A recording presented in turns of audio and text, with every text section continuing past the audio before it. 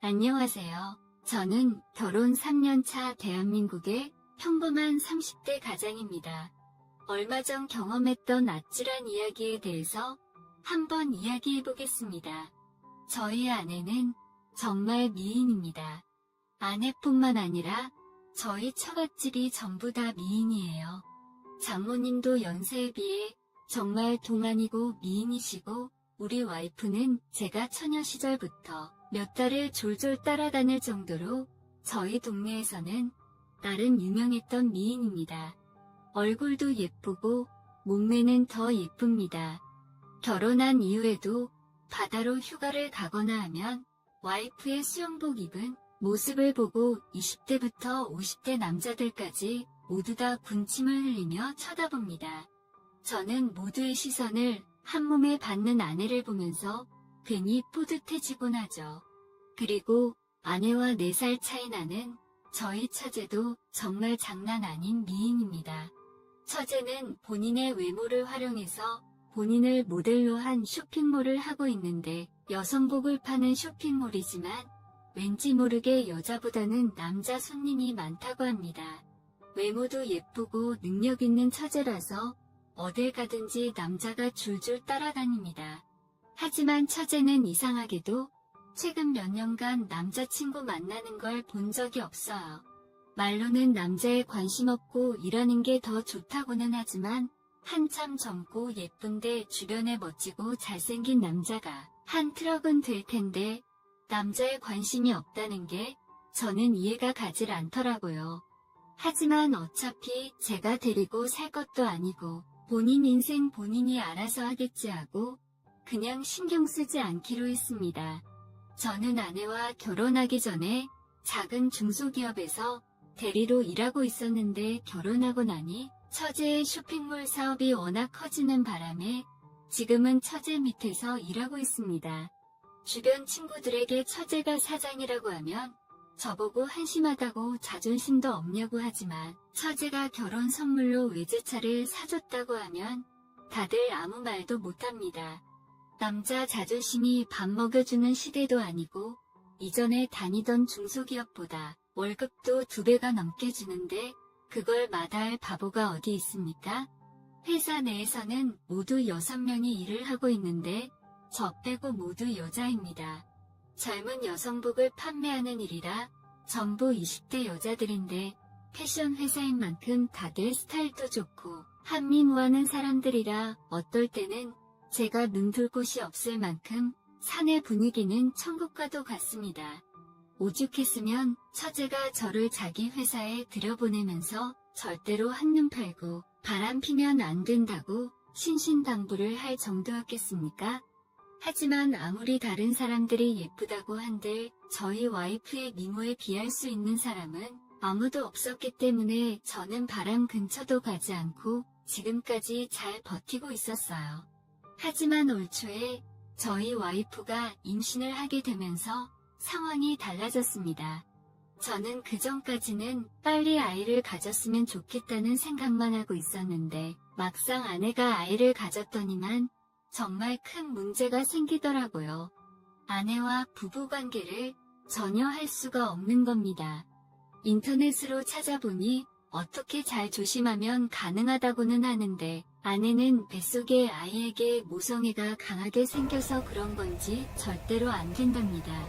안 되는 정도가 아니라 자기 몸에 손도 못 대게 합니다. 제 나이 30대 초반에 한창 왕성할 나이인데 아름다운 아내를 건드리지도 못하고 그냥 지켜보기만 한다는 것은 고문이나 마찬가지입니다. 거기에다 저희 와이프가 임신한 뒤로부터 아내를 끔찍이 생각하는 장모님이 허구한 날 저희 집에 죽치고 사는 바람에 사실상 제가 처가집에서 살고 있는 거나 마찬가지인 상황이 이어졌습니다. 집에 장모님이 계시다 보니 제가 혼자 해결할 수 있는 분위기도 아니었고 몇 달 동안 아무것도 못하고 불만이 쌓여가고 있었습니다. 그러다 얼마 전에 사건이 하나 터졌는데, 아내와 장모님이 태교 여행인지 뭔지 갑자기 제주도로 3박 4일 여행을 간다는 겁니다. 저는 요즘 같은 시국에 무슨 그런 걸 가냐고 물었더니 아무것도 모르면 가만히 있으랍니다. 제가 뭐 힘 있습니까? 그냥 가만히 있을 수밖에요.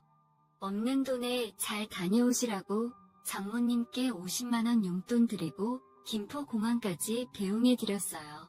아참, 저희는 장인어른이 일찍 돌아가셔서 장모님밖에 안 계십니다. 아무튼 김포공항에 장모와 아내를 배웅해놓고 저는 혼자서 조용히 집으로 돌아왔어요. 아내가 없어서 슬픈 것보다는 4일 동안 혼자 있을 수 있다는 사실이 너무나도 기쁘기만 했습니다. 컴퓨터로 동영상도 실컷 보고 그동안 임신한 아내 눈치 보느라고 못 먹었던 술도 오늘 밤새도록 회랑 소주 실컷 먹어야겠다고 생각하면서 집으로 달려왔죠. 아무도 없는 줄 알고 콧노래까지 흥얼거리며 현관문을 열었더니 어머 형부, 언니 없어서 그렇게 좋아요? 콧노래까지 부르시네. 세상에 그새 처제가 우리 집에 와 있는 겁니다. 아내랑 장모는 제주도 갔는데 대체 이게 무슨 일인가 싶었더니 제 와이프가 제가 딴짓하지 못하게 감시하라고 4일 동안 처제 보고 우리 집에서 제 밥 챙겨주면서 지켜보고 있으라고 했답니다. 진짜 해도 너무하다 싶었어요. 제가 바람을 피울 것도 아니고 그저 혼자서 즐거운 시간 좀 보내고 싶었던 것인데 자기 놀러가는 순간까지도 나를 관리하려고 하다니. 정말 다행인 건 처제도 술을 좋아했기 때문에 아내 없는 동안 집에서 술 먹는 건 허용을 해주더군요. 당장 그날 저녁에 배달 음식 시켜놓고 마트에서 소주 사다가 처제와 바로 한잔했습니다. 아니 처제, 정말 해도 너무하는 거 아니야? 저는 아내에 대한 불만을 처제에게 쏟아냈고 처제는 제 투덜거림을 들으면서 생글생글 웃더라고요. 형부, 나처럼 예쁜 여자랑 같이 지낼 수 있어서 좋은 거 아니에요? 다른 남자들은 나랑 밥 한 번 먹겠다고 줄을 서는데 진짜 형부는 복 받은 줄 알아야 해요. 사실 그게 어느 정도는 맞는 말이죠. 처제가 진짜 예쁘고 인기 많은 건 사실이니까요. 제가 형부만 아니라면 저 같은 사람과 처제가 같이 마주 앉아서 밥 먹고 술 먹는 게 어디 가당키나 한 일이겠습니까? 둘이서 신나게 한 잔, 두 잔 술을 마시고 있다 보니 시간도 흐르고 어느새 둘이서 5병을 마셨더라고요. 평소 같으면 이 정도 마셔도 끄떡없었는데 아내 때문에 몇 달 동안 술을 못 먹다 보니 그때 이미 저는 거의 만취 상태였습니다. 처제는 아직 한참이라 혼자서 더 마신다고 해서 그대로 거실에 두고 저는 혼자서 안방에 들어가서 침대에 쓰러지듯 누웠어요. 얼마나 많이 취했는지 눕자마자 그대로 잠이 들었습니다. 한참 자다 새벽에 일어났는데 목이 너무 말라 거실로 나갔더니 처제가 그대로 식탁에 앉아서 술을 마시다가 그대로 엎드려 자고 있었습니다. 짧은 티셔츠에 손바닥만한 반바지를 입고 있어서 정말 그대로 다 들여다 보일 정도였기 때문에 눈을 둘 곳을 못 찾겠더라고요. 일단 그대로 놔뒀다가는 감기에 걸릴 것 같아서 처제를 흔들어 깨웠습니다. 처제, 일어나봐. 여기서 자면 감기 걸려. 혼자서 몇 병을 더 마셨는지 제가 아무리 흔들어도 일어날 생각을 하질 않더군요. 결국 어쩔 수 없이 그대로 처제를 부축해서 일으켜 세웠습니다. 처제가 제 아내보다 키도 좀 크고 볼륨이 더 좋다 보니 조금 더 무거운 듯 했어요. 어디를 잡으면서 부축해야 할지 참 애매한 순간이었지만 힘없이 늘어지는 처제를 부축하고 장모님이 쓰고 계시던 손님방으로 향했습니다. 침대 위에 처제를 눕히는데 갑자기 처제가 잠꼬대를 하는지 저를 끌어당기더라고요. 순간 처제의 바디워시 냄새와 술 냄새가 섞여서 좋은 향기가 제 코 속으로 훅 들어왔고 정신을 차릴 수가 없더라고요. 정말 처제만 아니라면 그 순간 이성을 놓아버렸을지도 모릅니다. 하지만 아내와 장모님의 얼굴을 떠올리면서 저는 필사적으로 참았어요. 이건 말도 안 되는 거잖아요. 혼자서 머릿속으로 예고가도 불러보고 어떻게든 진정한 다음에 처제의 품 안에서 조용히 빠져나오기 위해서 슬금슬금 몸을 일으켰습니다. 그러자 처제가 갑자기 잠꼬대를 하는 건지 제게 입을 맞추기 시작했고 그때까지 간신히 붙들고 있던 제 이성도 날아가 버렸습니다. 미친 듯이 입술을 맞추고 5단으로 손까지 들어갔죠. 술에 취해서 몸에 힘이 없는 처제라 제가 모든 걸 다 했습니다. 마음속에 응어리진 그 욕구를 다 쏟아냈죠. 정말 황홀한 순간이었지만 짧게 스쳐 지나갔습니다. 마음 놓고 천천히 길게 즐기지는 못하겠더라고요. 솔직히 제가 정말로 잘못한 게 맞지만 누구든 그런 상황에서는 정신 차리기 쉽지 않을 거라고 생각합니다. 그래도 한 가지 다행인 건 처제가 정말 인사불성으로 취해서 그날 밤에 있었던 일을 기억하지 못할 것 같았어요. 술에 취해 기절해 있는 처제를 재우고 저는 새벽에 꿈에 제 방으로 다시 돌아왔습니다. 방금 무슨 일이 일어난 건지 두근거리는 심장이 진정되지 않았고 처제의 향기를 지우기 위해서 그 새벽에 샤워까지 하고 잤습니다.